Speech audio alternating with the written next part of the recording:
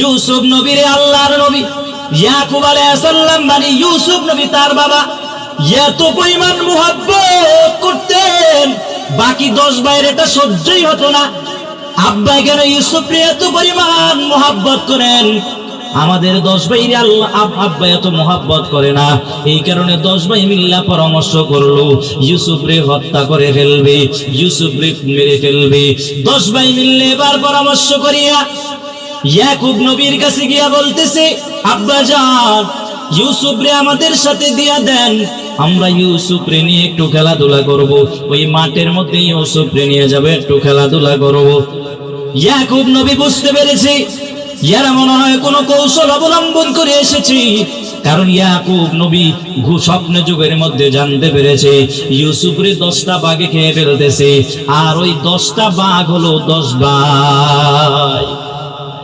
ইয়াকুব নবীর কাছে গিয়ে বলতেছে, আব্বা জান আমার 10 ভাই শক্তিশালী দল, ইউসুফ রে আমাদের সাথে দিয়া দেন, খেলার ময়দানে নিয়ে যাব, কোনো সমস্যা হবে না, আমরা শক্তিশালী দল।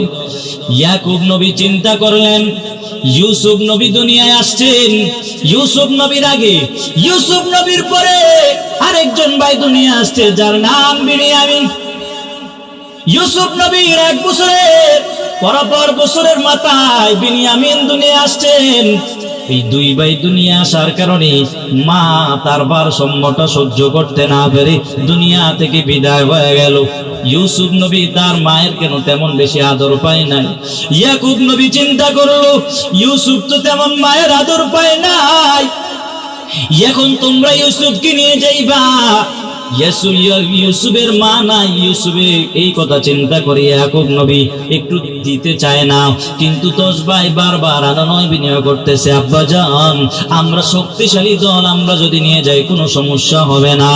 অনেক চিন্তা করার পর এবার ইয়াকুব নবী দিয়া দিলেন, ইউসুফকে নিয়ে তারাও রওনা হয়ে গেল মাঠের দিকে। আর ইয়াকুব নবী তাকাইয়া তাকাইয়া ইউসুফ নবীর দিকে তাকাইয়া তাকাইয়া কান্না করে, কারণ এরা কোন কৌশল অবলম্বন করে ইউসুফ নবীর মাঠের মধ্যে নিয়ে যায়। কোন কৌশলের কারণে তারা মাঠে নিয়ে যায়, কারণ ইয়াকুব নবী স্বপ্ন যুগের মাধ্যমে জানতে পেরেছে এরা 10 ভাই মিলে এদেরকে কোনো পান্দে পালানোর জন্য নিয়ে যাইতেছে, যেই কারণে ইয়াকুব নবী বড় ভয় পায়।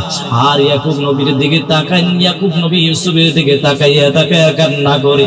যতটুক পর্যন্ত ইউসুফ নবীরে দেখা গেল, এতটুক সময় পর্যন্ত ইয়াকুব নবী বসে বসে কান্না করে আর আল্লাহর কাছে দোয়া করেছি, আমার ইউসুফরে আল্লাহ বাঁচাও, আল্লাহ হেফাজত করিও আমার ইউসুফে। যে ইউসুফের দেখলে আমার অন্তর শান্তি হয়ে যাইতো, যে ইউসুফের কারণে আমি যখন রাত্রিবেলা নামাজ পড়তে যাইতাম, এই ইউসুফ নবীর কারণে আমার বাতি লাগতো না, ইউসুফের চেহারার আলোয় পুরা ঘর আলোকিত হয়ে যাইতো। ইউসুফ নবীরে আমি দেখলে আমার দিল প্রশান্তি লাভ করত। ইয়াকুব নবী কান্না করেছে, আর এই দিক দিয়ে 10 ভাই ইউসুফকে নিয়ে ময়দানে চলে গেল, মাঠে চলে গেল। নিয়ে যাওয়ার পরে এবার 10 ভাই নেওয়ার পর 10 ভাই এক ভাইকে মারে, এক ভাই মারার পরে আরেক ভাইয়ের কাছে দিয়া বলে, এখন তোরে কোন বাবাই ফিরাবে? এক ভাই মারার পরে আরেক ভাইয়ের কাছে দিয়া দেয়। এই দিক দিয়া ইউসুফ নবী বারবার বলে, ভাই গো তোমরা আমাকে এত মারধর করতেছো, আমার কি এমন অপরাধ, কি অপরাধের কারণে আমার এত মারো? আমার যদি কোনো বেয়াদবি হয়ে থাকি আমার আল্লাহর হস্তে তোমরা মাফ করে দাও। হঠাৎ করিয়া 10 ভাইয়ের মধ্যে বড় ভাইটার একটু মায়া লাগছে। 10 ভাই বলে, এমন না মাইরা তার দেশান্তরিত করে দেয়। দেশান্তরিত করে যাওয়ার জন্য বললো, তারপরে না না, এবার 10 ভাই মারার পরে এবার তারা পরামর্শ করলো ইউসুফকে কূপের মধ্যে ফেলা দিবি। সেই কূপটা এত ভয়ঙ্কর ধরনের একটা কূপ, যে কূপে পানিগুলো এত পরিমাণ ময়লা, এত বিষাক্ত ধরনের সাপ বিচ্ছু সেই কূপের মধ্যে আছে।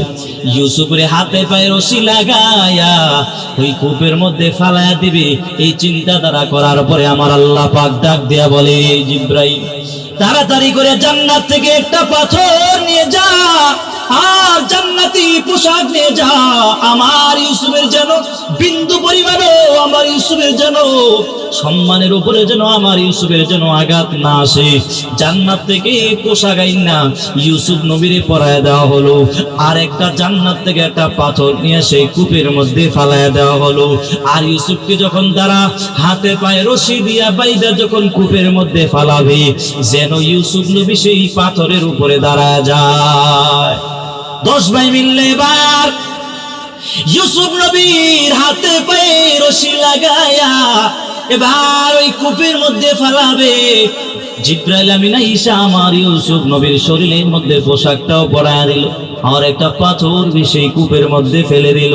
ইউসুফ নবীর যখন তারা হাতে পায়ে রশি লাগায়া সেই কূপের মধ্যে ফেলে দিল, আর ইউসুফ নবী সেই পাথরের উপরে দাঁড়ায় গেল। এত অন্ধকার কূপ, যে কূপের মধ্যে আলো নাই, শুধু অন্ধকার। ইউসুফ নবীর চেহারার আলো দ্বারা পুরা কূপটাই আলোকিত হয়ে গেল। কি ব্যাপার? এই দিক দিয়ে তারা তাকে কূপে ফালাইয়া তার যে পোশাক আদি ছিল সেগুলো খুলিয়া এগুলার মধ্যে রক্ত মাইখা ইয়াকুব নবীর কাছে নিয়ে বলে, আব্বা জান, ইউসুফ রে বাগে খেয়ে ফেলছি।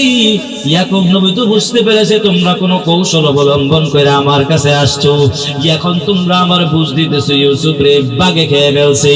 এই দিক দিয়ে ইয়াকুব নবী ইউসুফ নবীর জন্য এত পরিমাণ কান্না করতেছে, কান্না করতে করতে ইয়াকুব নবীর চোখটা পর্যন্ত অন্ধ হয়ে গেছে। এত পরিমাণ ইউসুফের জন্য কান্না করেছে। এবার কান্না করার পর এই দিক দিয়ে 10 ভাইয়ের মধ্যে বড় ভাইয়ের একটু মায়া লাগছে। বড় ভাই মাঝে মাঝে আইসা কূপের মধ্যে আইসে একটু দেখে যায় ইউসুফের কি হালত। একদিন হঠাৎ করিয়া সেই ব্যবসায়িক লোকেরা সেই কূপের মধ্যে পানি উঠানোর জন্য যারা আসলো, আসার পরে সেই কূপের মধ্যে বালতিটা যখন পালানোর পরে সাথে সাথে পানির সাথে সেই বালতির সাথে ইউসুফ নবী উপরে উঠে গেল। ইউসুফ নবী এবার উপরে উঠার পর ওই 10 ভাইয়ের বড় ভাইটা দেখে ফেলছে। ভাই মনে করছি ইউসুফকে তারা নিয়ে যাবে। বড় ভাই এবার দৌড়ে 10 ভাইয়ের কাছে গিয়া বলল। 10 ভাইয়ের কাছে বলার পর 10 ভাইয়ের আবার দৌড়ে আসলো। আসার পরে বলতেছে, এর বিক্রি করে দাও। এর বিক্রি করে দিল। 10 ভাই মিললে এর বিক্রি করে দিল। বিক্রি করার পরে বলতেছি, এরে আপনারা নিয়ে যাবেন, ভালো করিয়া রশি দিয়া বাঁধবেন। এর পালানোর অভ্যাস আছে, পালায়া যাইতে পারে, ভালো করিয়া তোমরা রশি দিয়া বাইরে তারে নিয়ে যাবে। ব্যবসায়ীর লোকেরা ইউসুফ নবীর কিনে এবার নিয়ে রওনা হয়ে যাবে। গোড়ার মধ্যে উঠিয়া এবার তাকে কাট করে মজবুত করে বাঁধিয়া এবার ইউসুফকে নিয়ে রওনা। যাইতে যাইতে প্রতিমধ্যে রাস্তায় হঠাৎ করিয়া তার মায়ের কবরটা সামনে পড়ে গেল। ইউসুফ নবীর মায়ের কবরটা সামনে পড়া মাত্রই ইউসুফ নবী সেই গোড়া থেকে লাফ দিয়ে পড়ে নিচে পড়ে এবার মায়ের কবরের সামনে দাঁড়ায়া দাঁড়ায় কান্না করতেছে আর আল্লাহর কাছে দোয়া করতেছে, ও মা, আপনি আমার দুনিয়া আসার পরে আপনার তেমন আদর পাই নাই। আজকে 10 ভাই আমার, আমি কেমন তাদের সাথে কোনো বেয়াদবিমূলক আচরণ করে ফেললাম কিনা জানি না। 10 ভাইও আমারে থাকতে দেয় নাই। আজকে আমি অন্য জায়গায় চলে যাইতেছি রে বা। এমন করে করে মার কবর জিয়ারত করার পরে এবার ব্যবসায়ীর লোকেরা তারে নিয়ে মিশরের জমিনের মধ্যে নিয়ে গেল। সেখানে নেওয়া যাওয়ার পরে সেখানে বাজারের মধ্যে ইউসুফ নবী তারাও বিক্রি করে দিল। বিক্রি করে দেওয়ার পর ঘটনা অনেক লম্বা, আমার আল্লাহ কোরআনুল কারীমের মধ্যে বর্ণনা করেছেন। ইউসুফ নবীর যখন সেই বাজারে গিয়ে বিক্রি করে দেওয়া হলো, এবার ইউসুফ নবী এবার চলে গেল আর জুলাইখার ঘরের মধ্যে চলে গেল। জুলাইখার ঘরের মধ্যে যাওয়ার পরে এবার ইউসুফ নবীর পাতে ফালাইয়া জেলখানার মধ্যে পর্যন্ত ঢুকায়া দিল। সর্বশেষ আমার আল্লাহ পাক ইউসুফ নবীর মিশরের প্রধানমন্ত্রী বানায়া দিলে। বলেন না সুবহানাল্লাহ। ইউসুফ নবী এবার পুরা মিশরের প্রধানমন্ত্রী হয়ে গেল।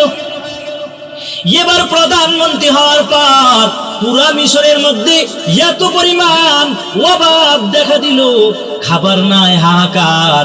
এবার ইয়াকুব নবী বলতেছি, শুনছি মিশরের প্রধানমন্ত্রী নাকি মানুষকে রেশন দেয়, তুমি কি তোমরা 10 ভাই মিল্লা প্রধানমন্ত্রী থেকে কিছু রেশন নিয়ে আসো, টাকা নিয়ে যাও। 10 ভাই মিল্লা এবার রওনা হয়ে গেল, ইউসুফ নবীর কাছে রওনা হয়ে গেল। 10 ভাই যখন দরওয়াজা দিয়ে ঢুকতেছি, এরা তো জানে না ইউসুফ যে প্রধানমন্ত্রী, এরাও জানে না। 10 ভাই ঢুকা মাত্রই, এবার ঢুকিয়া যখন ঢুকা মাত্রই ইউসুফ নবীর দেখা মাত্রই 10 ভাইকে চিনে ফেলছে, কিন্তু 10 ভাই চিনে নাই এসে আমাদের ইউসুফ প্রধানমন্ত্রী, তারা চিনতে পারে নাই। মিশরের প্রধানমন্ত্রী ইউসুফ কর্মচারীদেরকে বলছে, এদেরকে রেশন দিয়ে দাও, আর যেই টাকাগুলো দিবে ওই টাকাগুলো রাখবা না, কারণ ওরা তো আমার ভাই। এবার এদের 10 ভাইকে প্রশ্ন করলো, আপনারা কোথায় থেকে আসছেন? অমুক জায়গা থেকে আসছি। আপনাদের বাবার নাম কি? বলে আমার বাবার নাম ইয়াকুব। বলে আপনাদের আর কোনো ভাই আসেনি? বলে হ্যাঁ, আর একজন ভাই আছে। বলে কি নাম? বলে বিনিয়ামিন। বলে বিনিয়ামিন ভাই তোমার কেমন আছে? বলে ভালো আছে। বলে আপনাদের আর কোনো ভাই আসেনি?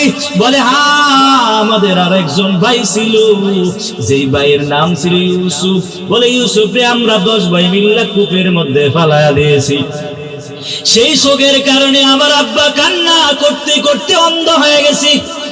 এবার মিশরের প্রধানমন্ত্রী ইউসুফ বলতেছি, যান যান, আপনাদেরকে রেশন দিয়ে দিলাম, নিয়ে যান, এবার নিয়ে যান।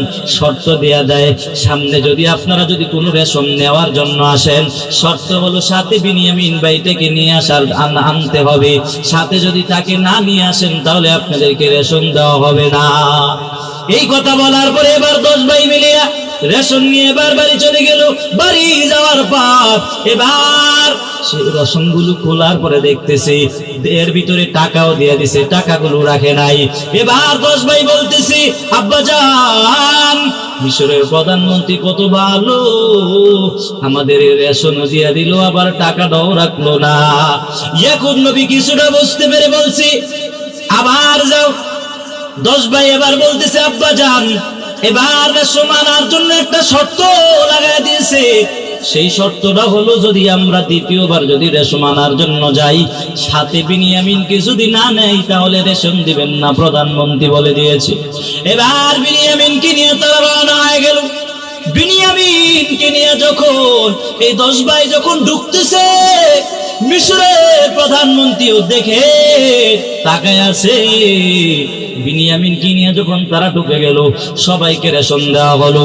এবার রাত্রিবেলা হয়ে যাওয়ার পরে 10 ভাইয়ের জন্য দুইজন করে 5টা বেড করে দিল, সিট করে দিল। 5 ভাই রাত্রিবেলা ঘুমাবে, রাত্রি যাপন করবে। 10 ভাইকে এবার বলতেছে, কৌশল করে ইউসুফ নবী বলতেছি, আপনারা যদি কিছু না মনে করেন তাহলে আমরা ইউসুফের সাথে, আমার প্রধানমন্ত্রীর সাথে বিনিয়ামিন যেই ভাইটা আছে সে আমার কাছে থাকবে, আপনাদের জন্য কোনো আপত্তি না থাকে। 10 ভাই বলছে কোনো আপত্তি নাই। এবার 10 ভাইকে এবার ছিটে দিয়ে দিল, বেডরুমে চলে গেল। এবার শুধু বাকি আছে বিনিয়ামিন। বিনিয়ামিনকে ইউসুফ নবী ভিতরে ঢুকায়া, একটা কামরার মধ্যে ঢুকায়া রাত্রে 12টার পরে বলে, বিনিয়ামিন শুনো। বিনিয়ামিন বলে, বাইরে তুমি আমারে চিনছো? বলে না, আমি তো তোমার সেই ভাই যাকে তোমার 10 ভাইয়েরা মিল্লা সেই কূপের মধ্যে ফেলে দিয়েছিল, আমি সেই ইউসুফ।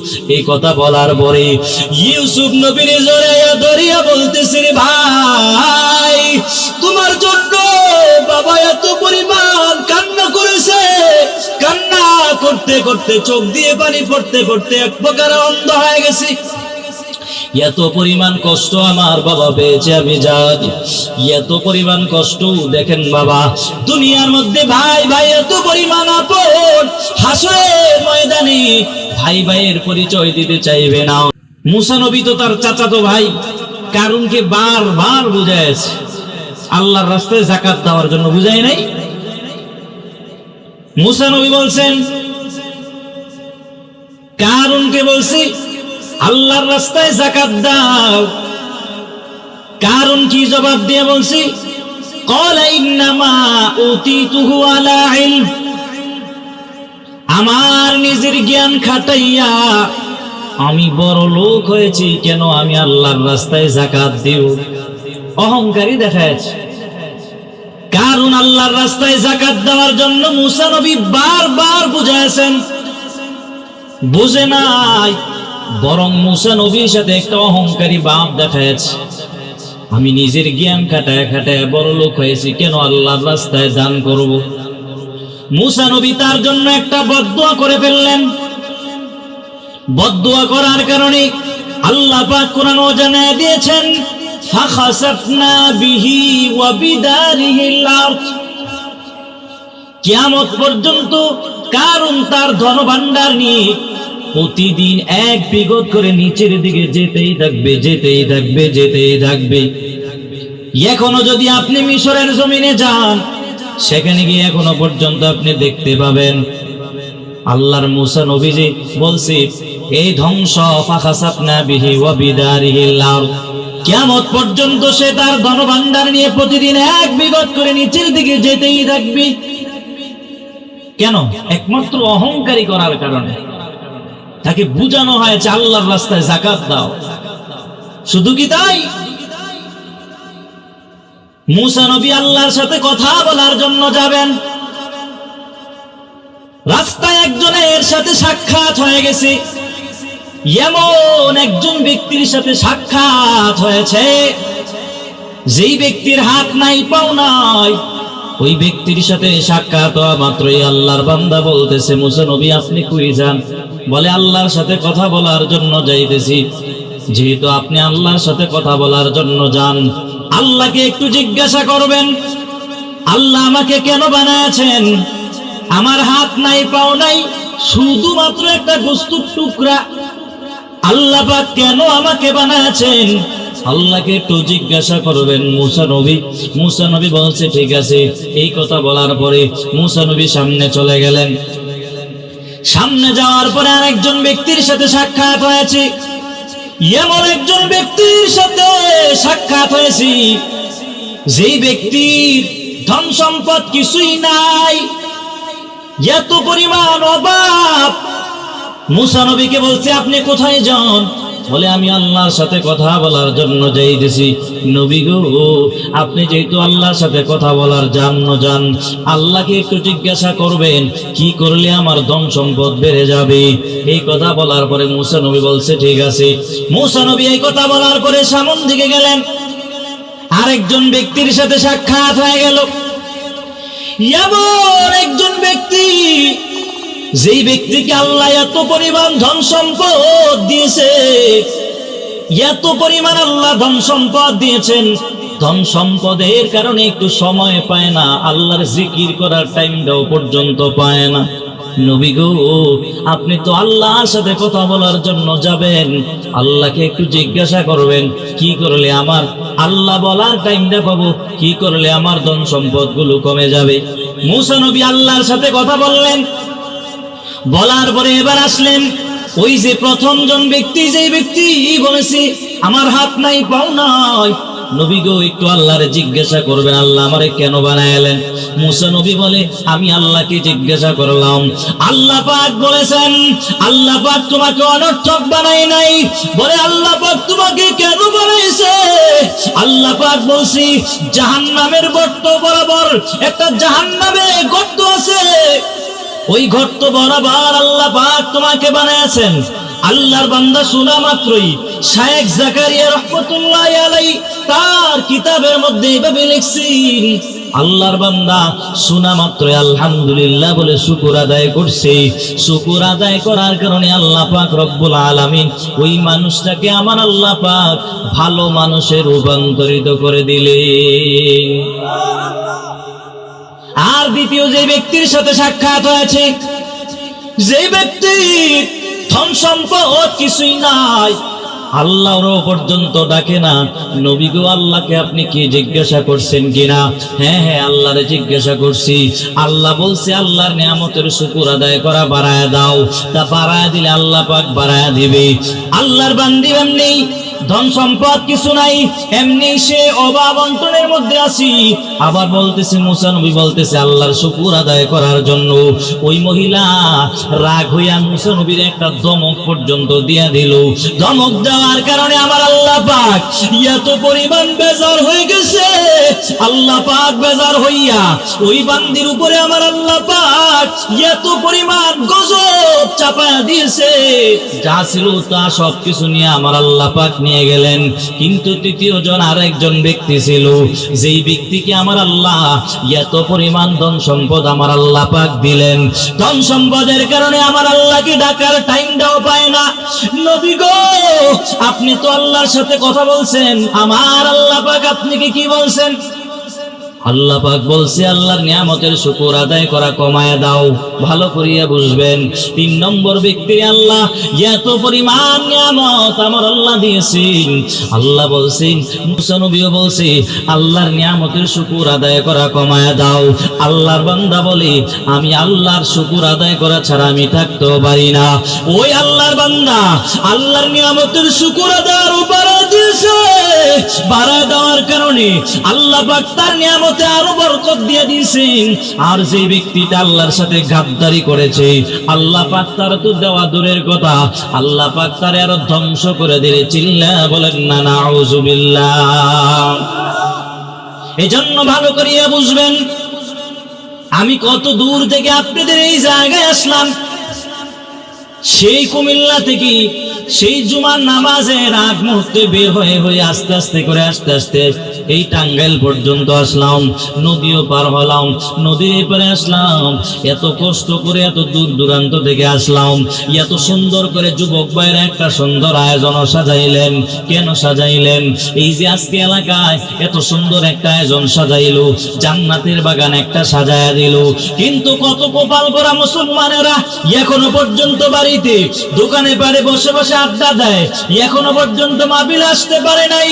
এদের মতো কপাল পরা মুসলমান আর কেউ হতে পারে না, ঠিক কিনা জোরে বলেন। কিন্তু যারা সময়কে দাম দেয় নাই, এই যে এত সুন্দর একটা আয়োজন হলো, সময়টাকে দাম দিয়ে একটু মাহফিলে আসতে পারে নাই, বসতেও পারে নাই। আমার আল্লাহ যদি হাসরের ময়দানে জিজ্ঞাসা করে, এত সুন্দর একটা জান্নাতের বাগান সাজানো হয়েছিল, দূর দূরান্ত থেকে উলামায়ে কেরামরা কোরআন এবং হাদিস থেকে আলোচনা করছিল, একটু কি শুনতে পারো নাই? আমি আল্লাহ তোরে দুনিয়ায় পাঠাইলাম, একটু কি শুনলো তো তোমার একটু ফায়দা হয়ে যাইতো। এটা তো এমন একটা দামি মজলিস। এখন তো আর আপনারা নবী পাবেন না, নবীর ওয়ারিস সূত্রে উলামায়ে কেরামকে পাবেন। কিন্তু উলামায়ে কেরামের মজমায় যদি যায় বসতে পারো রে, এই জায়গায় যতটুকু টাইম বসে থাকবেন গুনাহ অন্ততপক্ষে হবে না। সওয়াব হোক আর না হোক অন্ততপক্ষে আপনার গুনাহ হবে না। আপনি ওয়াজ যদি নাও শোনেন, যদি এখানে বসে থাকেন আপনার গুনাহ হবে না? হবে। এই জন্য বাবা, এখনো পর্যন্ত যারা বাইরে ঘোরাফেরা করছেন, এখনো পর্যন্ত যারা দোকানে পাড়ে আড্ডায় দিতেছেন, আমি বলবো সবাই চলে আসেন। এই রাত আপনি আর জীবনেও ফিরে পাবেন না। আপনার হায়াত থেকে একটা রাত চলে গেল। কত রাত হেলে দুলে আড্ডায় লিপ্ত হয়ে কতভাবে আপনি নষ্ট করে ফেলেন, কিন্তু একটা রাত যারা বিসর্জন দিতে পারে নাই, আমার আল্লাহ বলে এদের মতো কপাল করা মুসলমান আর কেউ হতে পারে না। আমি আপনাদের সামনে সূরাতুল জিলজাল তেলাওয়াত করেছি এবং নবীর হাদিস থেকে একটা হাদিসের অংশ বিশেষ করেছি। আল্লাহ পাক রব্বুল আলামিন 30 পারা কালাম অবতীর্ণ করেছেন। আমার আল্লাহ পাক একটা সূরা অবতীর্ণ করেছেন, যেই সূরাটার নাম হলো সূরাতুল জিলজাল, যেটার নাম হলো সূরাতুল জিলজাল মাদানিয়া। সূরাটাকে সূরা জিলজালকে সূরা জালজালাও বলা হয়। আবার এই সূরাটাকে সূরাতুল জামিআও বলা হয়। ভালো করিয়া বুঝবেন, মনোযোগ দিয়ে শুনবেন। আল্লাহ পাক এই সূরার মধ্যে আমার আল্লাহ পাক কি নিয়ে বর্ণনা করেছেন, কি কথা আমার আল্লাহ পাক বলেছেন। আমরা এই সূরা থেকে আল্লাহ পাক কেন সূরা জিলজাল অবতীর্ণ করেছেন সেটা জানবো, এবং এই সূরার ভিতরে আমার আল্লাহ পাক কি বলছেন সেটাও আমরা বুঝবো। ভালো করিয়া শুনবো। পারবেন তো ইনশাআল্লাহ? ধৈর্য আছে তো ইনশাআল্লাহ? আল্লাহ পাক এই সূরাটাকে নাজিল করলেন, অবতীর্ণ করলেন এই সূরাটার আরেকটা নাম আছে সূরাতুল জামিআ। জামিআ কেন বলা হয় সেটাও বলা হবে। সূরাতুল জিলজাল আল্লাহ পাক কেন অবতীর্ণ করলেন? কাফের বেদিনের গোষ্ঠীরা আমার মায়ার নবীকে এত পরিমাণ প্রশ্ন করেছে।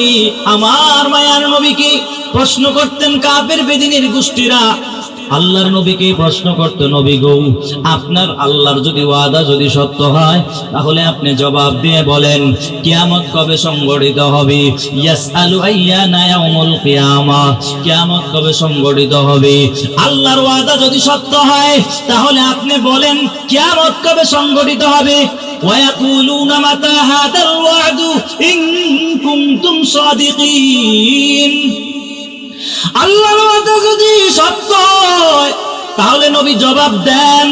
নবীকে প্রশ্ন করা হলো কিয়ামত কবে সংঘটিত হবে? আমার মায়ার নবী কে যখন প্রশ্ন করা হলো, কাফের আর বেদিনের গোষ্ঠীরা আমার মায়ার নবীকে আটকায় ফেললেন। আল্লাহ পাক নবীর প্রশ্নের জবাবে আমার আল্লাহ পাক নবীর মাধ্যমে জানায় দেয়া বলে, নবী গো, কাফের আর বেদিনের গোষ্ঠীর জানায় দেন কিয়ামত কবে সংঘটিত হবে। আল্লাহ পাক সেই দিকে তাকাইয়া এই সূরাতুল জিলজালটা অবতীর্ণ করলেন। চিল্লায় পড়েন না সুবহানাল্লাহ। আল্লাহ পাক বলে, নবী জানায় দেন, ইযা যুলজিলাতিল আরদু জিলজালাহা। আল্লাহ পাক বলে, নবী জানায় দেন, যেদিন এই জমিনের মধ্যে চূড়ান্ত পর্যায়ের একটা ঝাঁকানি আমার আল্লাহ পাক দিবেন। আল্লাহ পাক একটা প্রকল্পিত একটা আল্লাহ পাক কল্পনা দিবেন, এমন একটা ঝাঁকানি আমার আল্লাহ পাক দিবেন। যেই জাকানির পরে আল্লাহ পাক বলে, যেই জাকানির পরে আসমান ধ্বংস হয়ে যাবে, পৃথিবী ধ্বংস হয়ে যাবে, সবকিছু ধ্বংস হয়ে যাবে, এরপরে কিয়ামত সংঘটিত হয়ে যাবে। চূড়ান্ত পর্যায়ের একটা জাকানি আমার আল্লাহ পাক দিয়ে দিবে। আল্লাহ পাক বলে, নবী জানায়া দেন, এই জমিনের মধ্যে যেদিন চূড়ান্ত পর্যায়ের একটা জাকানি আমার আল্লাহ একটা ভূমিকম্প দিবেন। যেই ভূমিকম্প হওয়ার পর এখনো মাঝে মাঝে ভূমিকম্প হয়নি। যেই ভূমিকম্প হওয়ার পরে আসমান থাকে, জমিনও থাকে, সব কিছু আবার থাকে। কিন্তু আল্লাহ পাক সূরা জিলজালের মধ্যে যে ভূমিকম্পের কথা আমার আল্লাহ পাক বলছেন, এমন একটা ভূমিকম্প দিবেন যেই ভূমিকম্পের উপরে আসমানও থাকবে না, জমিনও থাকবে না, পাহাড়ও থাকবে না, মানুষ সব কিছু ধ্বংস হয়ে যাবে, এরপরে কিয়ামত সংঘটিত হয়ে যাবে। ঠিক কিনা জোরে বলেন। আল্লাহর নবী ভিন্ন এক হাদিসে বলেন, লা তাকুমুস সাআতু ইল্লা আলা শিরারিল খালক।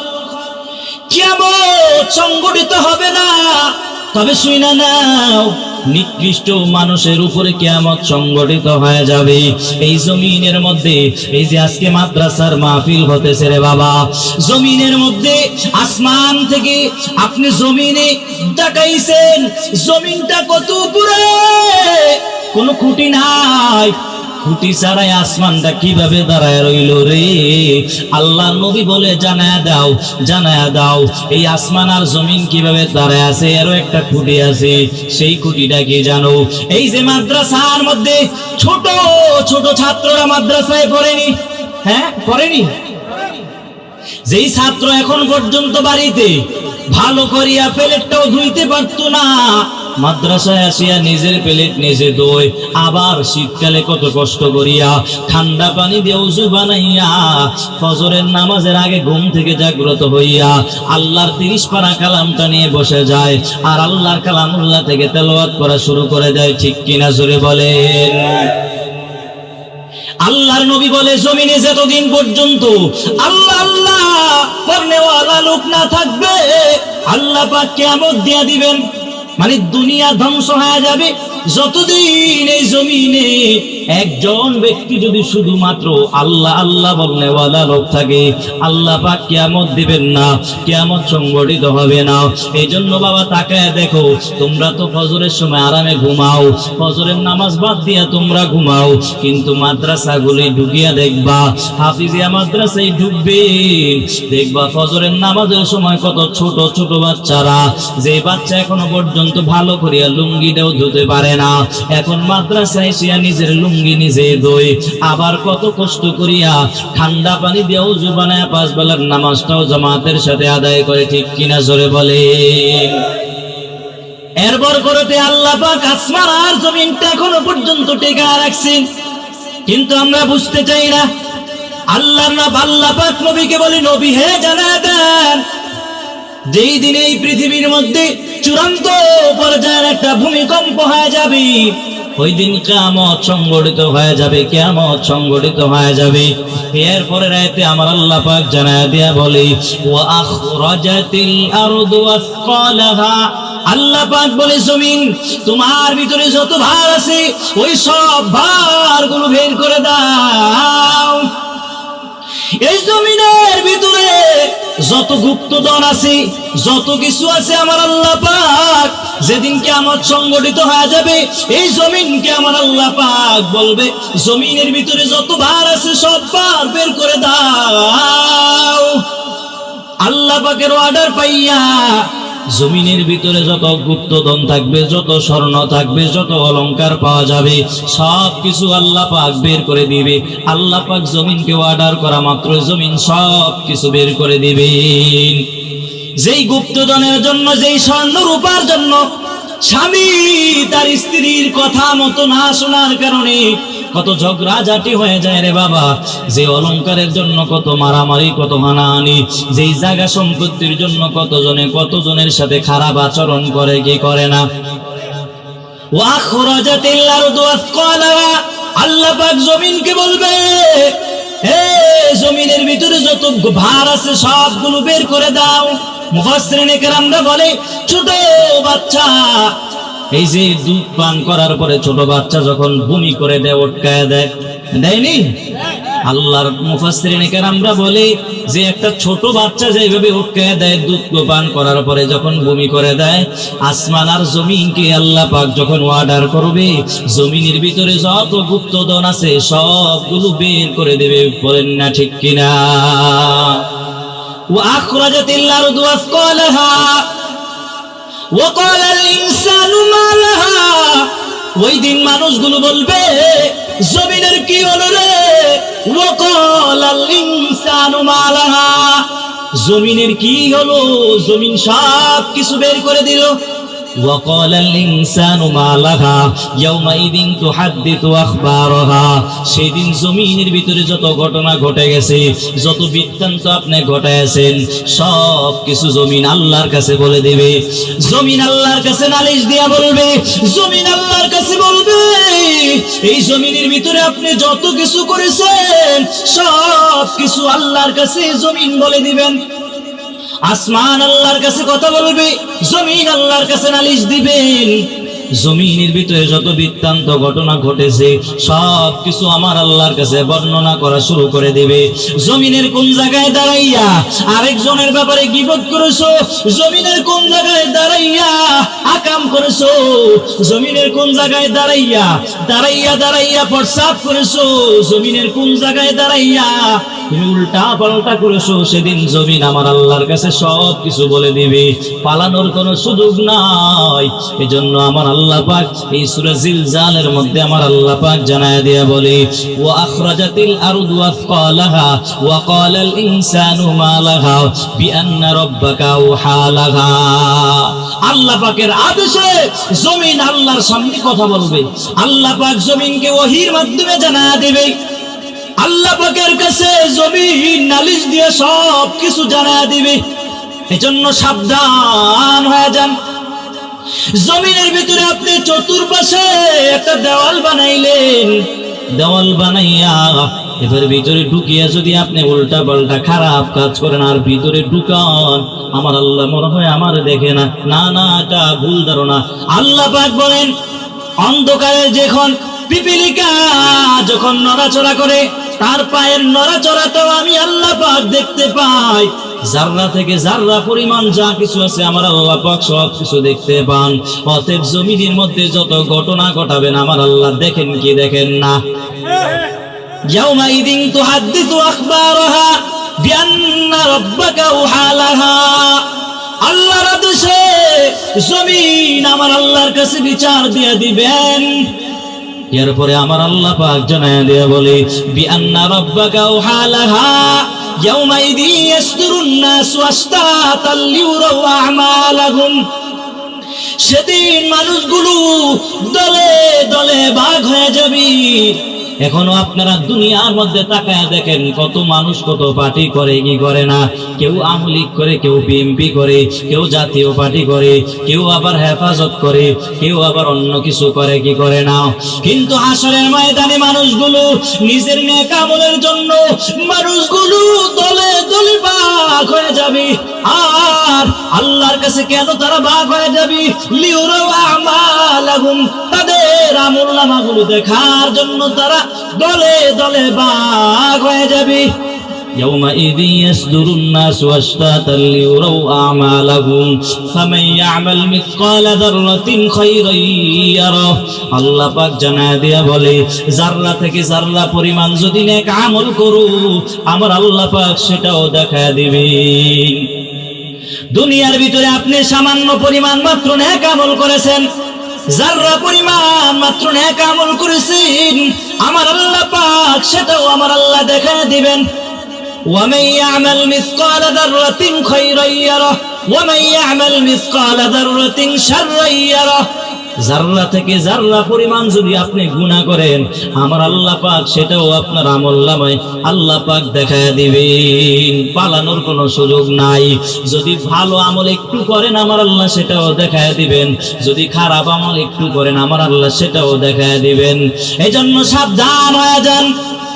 আমি আপনাদের সামনে যেই সূরাটা পড়েছি এই সূরাটাকে সূরাতুল জিলজাল বলা হয়, আবার সূরাটাকে জিলজালটাকে জালজালাও বলা হয়। প্রকম্পর সূরা, জালজালা ভূমিকম্পের সূরা, আবার এই সূরাটাকে সূরাতুল জামিআও বলা হয়। সূরাতুল জামিআ কেন বলা হয়? আবু দাউদ শরীফের 1399 নম্বর হাদিসে আমার মায়ার নবী জানায় দেয়, আমার মায়ার নবী জানাচ্ছেন, আব্দুল্লাহ ইবনে আমর বর্ণনা করেছেন আল্লাহর নবীর কাছে একজন ব্যক্তি এসেছেন। একজন ব্যক্তি আসার পরে আমার মায়ার নবীর কাছে এসে বলতেছে, নবী গো আপনি আমার এমন কিছু সূরা শিক্ষা দেন যে সূরাগুলো আমার জন্য যথেষ্ট হয়ে যাবে, এমন কিছু সহজ সূরা আমারে শিখিয়ে দেন। আল্লাহর নবী জানায় দিয়া বলে আপনি তাহলে কোরআনুল কারীমের মধ্যে যেই সূরাগুলো আছে আলিফ লাম রা এমন 3টা সূরা আপনি মুখস্থ করে নেন। ওই আল্লাহর বান্দারে বলা মাত্রই ওই আল্লাহর বান্দা জবাব দিয়ে বলে, নবী গো আমার বয়স বেড়ে গেছে এবং আমার কলবটা ভারী হয়ে গেছে, জিহ্বাটা শক্ত হয়ে গেছে, বুড়া মানুষ হয়ে গেছি, এখন আমার এই বড় সূরাটি কঠিন, সব বড় বড় সূরাগুলো আমি মুখস্থ করতে পারবো না। এই কথা বলার পরে আমার মায়ার নবী বলে, যেহেতু তোমার বয়স বেড়ে গেল, এই যেহেতু পারবা না, আমার মায়ার নবী বলে তাহলে কোরআনুল কারীমের মধ্যে যেই যেই জায়গার মধ্যে আছে হামিম এমন 3টা সূরা তুমি মুখস্থ করে নাও। এই কথা বলার পরে আল্লাহর বান্দা পুনরায় আগের মতোই জবাব দিয়ে বলছি, নবী গো আমার বয়স বেশি হয়ে গেছি, আমার কলবটা শক্ত হয়ে গেছে, জিহ্বাটাও ভারী হয়ে গেছে। এই কথা বলার পরে আমার মায়ার নবী বলছে, যেহেতু এই 3টা সূরাও পারবা না তাহলে শোনো শোনো কোরআনুল কারীমের মধ্যে যে যে জায়গার মধ্যে আছে যেই সূরাগুলোর মধ্যে তাসবিহ আমার রবের প্রশংসা বর্ণনা করা হয়েছে, ইউসাব্বিহু লিল্লাহি মা ফিস সামাওয়াতি ওয়াল আরদ ইউসাব্বিহু সাববাহা লিল্লাহ। কোরআনুল কারীমের মধ্যে আমার আল্লাহ যে জায়গার ভিতরে আল্লাহ পাকের তাসবিহ বর্ণনা করা হয়েছে, আল্লাহর প্রশংসা বর্ণনা করা হয়েছে, এমন 3টা সূরা তুমি মুখস্থ করে নাও। আল্লাহর বান্দা আবারও একই জবাব দিয়ে বললেন, আমি বুড়া হয়ে গেছি, আমার বয়স বেড়ে গেছে এবং আমার কলবটা শক্ত হয়ে গেছে, জিহ্বাটাও ভারী হয়ে গেছে। নবী গো, আমি এত শক্ত সূরাগুলো, এত বড় সূরাগুলো, কঠিন সূরাগুলো আমি পড়তে পারবো না। এরপরে ওই আল্লাহর বান্দা নবীরে বলে, নবী গো, আপনি আমার এমন একটা সূরা পড়া দেন যেই সূরার ভিতরে সমস্ত জিনিসগুলো ঢুকানো থাকবে, সব কিছু এই সূরার মধ্যে ঢুকানো থাকবে। তখন আমার আল্লাহ পাক বলেছে, শোনো শোনো, কোরআনুল কারীমের মধ্যে একটা সূরা আছে, যেই সূরাটার নাম হলো সূরাতুল জিলজাল। যেই সূরাটা তুমি মুখস্থ করবা, আল্লাহর বান্দা শোনা মাত্রই দুইবার আল্লাহর কাছে শুকর আদায় করলো, আর নবীর মাধ্যমে জানায়া দিল, নবী গো, এই সূরা আপনি জানাচ্ছেন, আমি এই সূরাটা পড়ব, মুখস্থ করব এবং আমি মানব এবং আমল করব। নবীও সাথে সাথে জবাব দিয়ে বলে, সাহাবায়ে কেরামরা, দেখো দেখো, ওই বান্দাটা দুইবার আমার নবী জানায়া দিল, ওই আল্লাহর বান্দাটা সফল আমার আল্লাহর নবী জানায়া দিল, মানে ওই আল্লাহর বান্দাটা সফল হয়ে গেল। চিল্লায় বলেন না সুবহানাল্লাহ। সূরাতুল জিলজালকে সূরাতুল জামিআ কেন বলা হয়? যেহেতু এই সূরার মধ্যে আমার আল্লাহ পাক সমস্তগত বিষয়গুলো, অনেকগুলো বিষয় আমার আল্লাহ পাক এই সূরার মধ্যে আমার আল্লাহ পাক ঢুকায় দিয়েছেন। এজন্য এই সূরাটাকে সূরাতুল জিলজালটাকে সূরাতুল জামিআ বলা হয়। চিল্লায়া পড়েন না সুবহানাল্লাহ। এই সূরার মধ্যে আমার আল্লাহ পাক কিয়ামত সম্পর্কে বর্ণনা করেছেন। অনেক উলামায়ে কেরাম থেকে আপনারা আলোচনা শুনছেন, কিয়ামতের অবস্থা বড় ভয়াবহ অবস্থা হয়ে যাবে বাবা, কিয়ামতের ময়দানটা বড় ভয়ঙ্কর অবস্থা হয়ে যাবে। একটু মনোযোগ দিয়ে শুনবে বাবারে। জীবনের হায়াত থেকে অনেক সময়টা অতিক্রম হয়ে গেছে, এখনো পর্যন্ত নিজেকে শুধরাইতে পারো নাই। নিজের বয়সটা 40-50 বছর হয়ে গেছে, কারো আবার 55-60 হয়ে গেছে, এরপরে এখনো পর্যন্ত নিজেকে শুধরাইতে পারো নাই। কিয়ামতের ময়দান বড় ভয়ঙ্কর অবস্থা হয়ে যাবে। সেই কিয়ামতের ময়দান, বাবা তার সন্তানের পরিচয় দিবে না, মা তার সন্তানের পরিচয় দিতে চাইবে না। ইয়াউমা ইয়াফিরুল মারউ মিন আখি ওয়া উম্মিহি ওয়া আবি ওয়া সাহিবাতিহি ওয়া বানি। কিয়ামতের ময়দান বড় ভয়ঙ্কর একটা অবস্থা হয়ে যাবে। দুনিয়ার মধ্যে আপন আপন দেখো, ভাই ভাইয়ের প্রতি কি পরিমাণ মুহাব্বত, একে অপরের প্রতি কি পরিমাণ মুহাব্বত। হাসরের ময়দান বড় ভয়ঙ্কর অবস্থা হয়ে যাবে। ওই হাসরের ময়দানে কেউ কারো পরিচয় দিতে চাইবে না, সবাই খালি নাফসি নাফসি বলে কাঁদবে। আল্লাহর নবী হাদিসের মধ্যে জানায়া দেয়া বলে, হাসরের ময়দান কেমন ভয়ঙ্কর হবে রে। ওই হাসরের ময়দানে অন্য নবীরাও পর্যন্ত নাফসি নাফসি বলে কাঁদবেন। মুসা নবীও নাফসি নাফসি বলে কাঁদবেন, ঈসা নবীও নাফসি নাফসি বলে কাঁদবে, সব নবীরা পর্যন্ত নাফসি নাফসি বলে কাঁদবে। আল্লাহ পাক হাসরের ময়দানে যখন মানুষগুলোকে উত্তোলন করবেন, মানুষগুলো আল্লাহর সামনে দাঁড়াবে, বড় ভয়ঙ্কর একটা অবস্থা হয়ে যাবে। সমস্ত মানুষগুলো সেই দিন উলঙ্গ অবস্থা আমার আল্লাহর সামনে দাঁড়াবেন। সমস্ত মানুষগুলো উলঙ্গ অবস্থায় আমার আল্লাহর সামনে দাঁড়াবেন, আর এইভাবে মানুষগুলো থাকবেন। আল্লাহ পাক ওই দিন হাসরের ময়দানটাকে আমার আল্লাহ পাক এত পরিমাণ, কেউ দুনিয়ায় তোমরা আপন আপন ভাবো, হাসরের ময়দানে কেউ তোমার আপন হবে না রে ভাই। তোমার আপন কই চলে যাবে? দুনিয়ার মধ্যে কত মহাব্বত, কত ভালোবাসা, কত কিছু দেখেন। এই যে দুনিয়ার ভিতরে ইউসুফ নবীর ঘটনা আপনারা ভালো করিয়াই জানেন। এরপরও আমি একটু আপনাকে বুঝাই, দুনিয়ার মধ্যে এত আপন আপন ভাই, তারপরও দেখেন রে বাবা, হাসরের ময়দানে ভাই ভাইকে চিনবে না, বাবা তার সন্তানকে চিনবে না, আব্বা তার সন্তানের পরিচয় দিতে চাইবে না। ওই হাসরের ময়দানটা বড় ভয়ঙ্কর অবস্থা হয়ে যাবে। কেমন ভয়ঙ্কর! আমার আল্লাহ পাক চূড়ান্ত পর্যায়ে একটা ধমক দেওয়ার আগে আমার আল্লাহর একটা ধমক দিয়ে বলবি, মুমতাজুল ইয়াউমা আইয়ুহাল মুজরিমুন। আল্লাহ পাক এই ধমকটা দিয়ে বলবে, ও গুনাহগার, নেককারদের দিকে আলাদা হয়ে যা। ওই দিন গুনাহগাররা নেককারদের থেকে আলাদা হতে চাইবে না রে বাবা। এত দমক খাওয়ার পরেও আল্লাহ বলে গুনাহগাররা যদি নেককারদের থেকে আলাদা না হতে চায়, আমার আল্লাহ পাক রব্বুল আলামিন বলেছেন ওই দিন আমি আল্লাহ ওই গুনাহগার বান্দাকে আমি আল্লাহ নিজ কুদরতি হাত দ্বারা তাদেরকে আলাদা করে ফেলবো। কেমন করে আলাদা করবে আমার আল্লাহ পাক বলে, দান থেকে সিটা যেভাবে আলাদা করা হয় এইভাবে মানুষগুলো আমার আল্লাহ পাক আলাদা করে ফেলবে।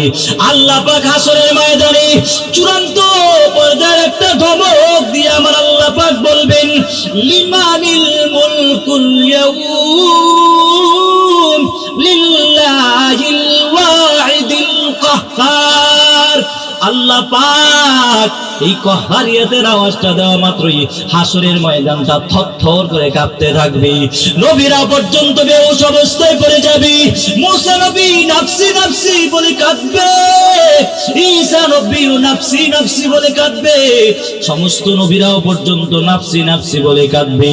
কিন্তু আপনার আমার নবী রাহমাতুল লিল আলামিন সেজদায় পড়ে কাঁদবে আর আল্লাহর কাছে বলবে, আল্লাহ জাহান্নামকে ফিরাও, জাহান্নামকে ফিরাও।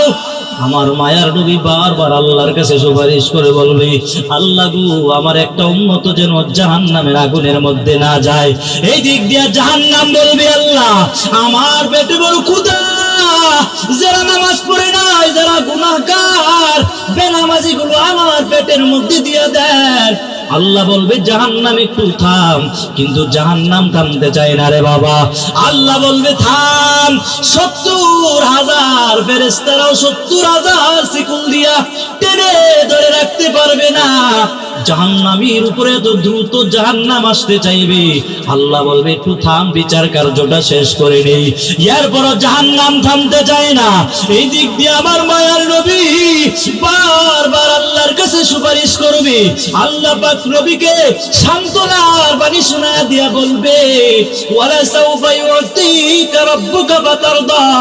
নবী গো আপনি দুনিয়ার জিন্দেগিতে আপনার আপন লোকেরা কি পরিমাণ কষ্ট দিয়েছে, আপনারে কি পরিমাণ কাঁদান কাঁদাইছে, নবী গো আজকে আপনার এত পরিমাণ দিব, আপনি সন্তুষ্ট হয়ে যাবেন। চিল্লায়া বলেন না সুবহানাল্লাহ। আমার মায়ার নবী বারবার আল্লাহর কাছে সুপারিশ করবে। আমার মায়ার নবী সেজদায় পড়ে কাঁদবেন আর বলবে, আল্লাহ জাহান্নামকে ফিরাও, জাহান্নামকে ফিরাও, আমার একটা উম্মত যেন জাহান্নামের আগুনের মধ্যে না যায়। আল্লাহ এক পর্যায়ে গিয়ে নবীর সুপারিশটা কবুল করে ফেলবে। নবীর সুপারিশটা কবুল করার পর আমার আল্লাহ পাক বলবে, ফেরেশতারা রে কিছু পানি আছে, ওই পানিগুলো জাহান্নামের উপরে ছিটা দাও। জাহান্নামের উপরে ছিটানো মাত্রই জাহান্নাম স্তব্ধ হয়ে যাবে, জাহান্নাম পিছনে চলে যাবে। তখন ফেরেশতারা বলবে, আল্লাহ গো এমন কি পানি দিলেন যে পানি দেওয়া মাত্র জাহান্নাম স্তব্ধ হয়ে গেছি, অথচ আমরা 70,000 ফেরেশতারা 70,000 শিকল দিয়ে টেনে ধরে জাহান্নামকে টেনে ধরে রাখতে পারি নাই।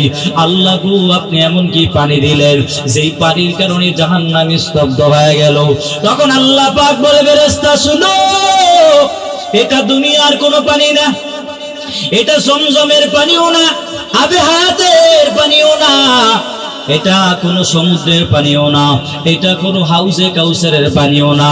শোনো শোনো, এটা কিসের পানি? শুনো, এই দুনিয়ার ভিতরে আমার কিছু বান্দা আছে, শীতকালে কত কষ্ট করিয়া ঠান্ডা পানি দিয়ে ওযু বানাইয়া, এত কষ্ট করিয়া আরামের ঘুমকে হারাম বানায়া ঠান্ডা পানি দিয়ে ওযু বানায়া 2-4 রাকাত তাহাজ্জুদ নামাজ পড়ে পড়ে আমি আল্লাহর কাছে কান্না করেছি। আর আমি আল্লাহ পাক সেই চোখের পানিগুলো আমি আল্লাহ জমা করে রাখছি, আর ওই জমাকৃত পানিগুলো আমি আল্লাহ আজকে জাহান্নামের উপরে ছিটা দিলাম। চিল্লায়া পড়েন না সুবহানাল্লাহ। জাহান্নাম থামতে চায় না, শুধু একমাত্র জাহান্নামের ওষুধ বাবা, যদি চোখের পানি ছেড়ে আমার আল্লাহর কাছে যদি মাপ চাইতে পারো। এখন আমরা তো আল্লাহর কাছেও মাপ চাইতে পারি না, আমাদের ভিতরে আল্লাহর তাকওয়া নাই, ঠিক কিনা জোরে বলেন। তাকওয়া যদি থাকতো, সব ক্ষেত্রে আল্লাহর তাকওয়া ভিতরে ঢুকানো লাগবে।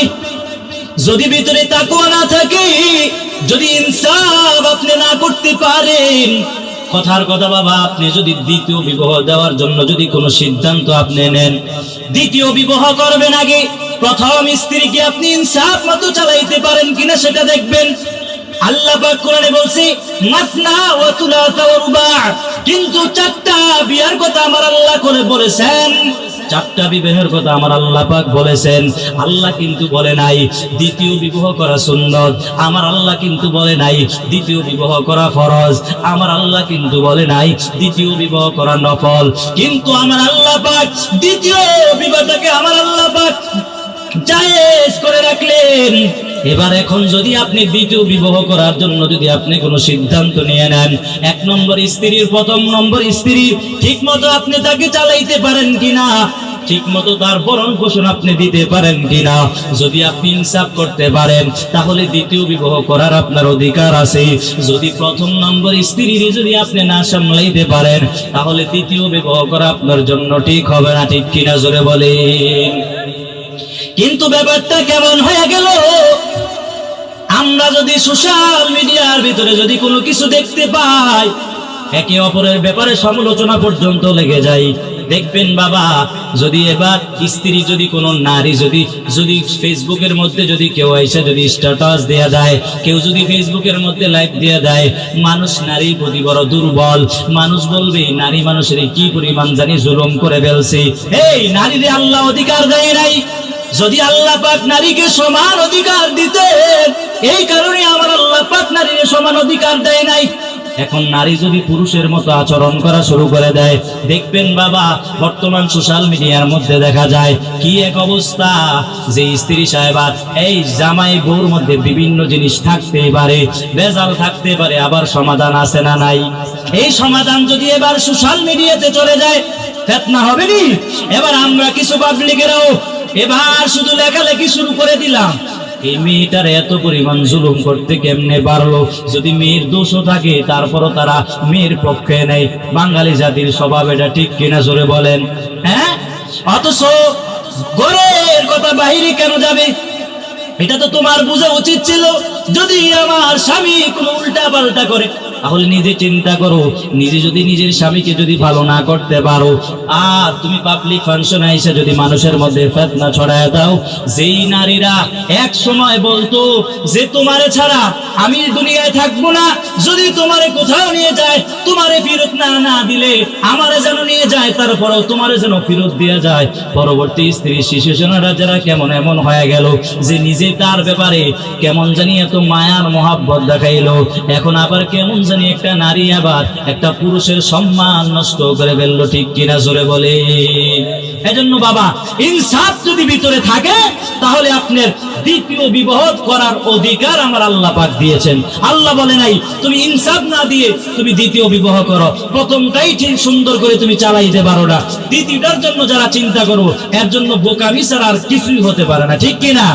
এজন্য বর্তমানে প্রায় জায়গায় বয়ানে গেলে, গত বছরে দেখলাম বিভিন্ন জায়গায় বয়ানে গেলে দেখলাম যে মাহফিল কমিটিরা বলে হুজুর আপনি একটু পরকীয়া সম্পর্কে একটু আলোচনা করিয়ে। আমাদের এলাকাটা পুরা পরকীয়ায় ভরপুর হয়ে গেছে। এমন ইতিহাস পাওয়া গেল যে দুই ভাই বিবাহ করলো, প্রথম ভাই যে বিবাহ করলো, বিবাহ করার পর ছোট ভাই এবার তার ভাবির সাথে পরকীয়া করে এমন একটা পর্যায়ে চলে গেল তার গর্ভে সন্তান পর্যন্ত চলে আসছে। বলেন না নাউযুবিল্লাহ, এত পরিমাণ চূড়ান্ত পর্যায়ে চলে গেছে যে পরকীয়া করতে করতে আমার আল্লাহ পাক কোরআনের বিধান দিয়েছেন কিনা যে বিবাহ শাদী করার পরও পরনারীর সাথে তোমার কথা বলা লাগবে। যদি তুমি পরকীয়ায় লিপ্ত হয় এর ব্যাপারে আমার আল্লাহ পাক কোরআনে শাস্তি দিবেন কিনা, আমার আল্লাহ পাক বলছেন কিনা? এজন্য বিবাহ শাদী করার পরও যদি তোমার অন্তর ঠিক না হয়, এজন্য আমার মায়ার নবী বলছে বিবাহ শাদী করার আগে নিজে চারটা জিনিস দেখে বিবাহ করবা। বলি মালিহা ওলি জামালিহা ওলি হাসাবিহা ফাসবার বিজাতিদ দ্বীন। আমার আল্লাহ পাক যে চারটা জিনিসের কথা বলেছে তুমি সুন্দর দেখে বিবাহ করবা। সব ধন সম্পদ থাকলো আলহামদুলিল্লাহ, কিন্তু আমার মায়ার নবী যে তৃতীয় নম্বর, চতুর্থ নম্বরে যেটা বলেছেন, ফাসবার বিজাতিদ দ্বীন, যদি তোমার সৌন্দর্য না পাও, যদি তোমার বংশগত দিক দিয়েও না পাও, যদি তুমি টাকা পয়সাও না পাও, শুধুমাত্র 4 নম্বরটা পেয়েছো, ফাসবার বিজাতিদ দ্বীন, তাহলে তোমার দিনদারি, ওই মেয়েটাকে বিবাহ করা তোমার জন্য জরুরি। আজকে আমরা বিবাহ শাদী দিনদার মেয়ে বিবাহ না করার কারণে আজকে আমাদের সমাজের মধ্যে ফিতনা হচ্ছে, ঠিক কিনা জোরে বলেন? যদি দিনদার কোনো মেয়ে হয়ে থাকে, তাহলে ওই প্রকৃতপক্ষে কোনো স্ত্রী সাহেবা, কোনো ম্যাডাম সাহেবা চায় না তার স্বামীর কোনো সম্মানে আঘাত আসুক। যদি সে চায়, যদি সম্মানে কোনো আঘাত চায়, সে প্রকৃতপক্ষে স্ত্রী হতে পারে না, ঠিক কিনা জোরে বলেন? আল্লাহ আমাদেরকে বুঝার মতো তৌফিক দান করুক, সবাই পড়ি আমিন।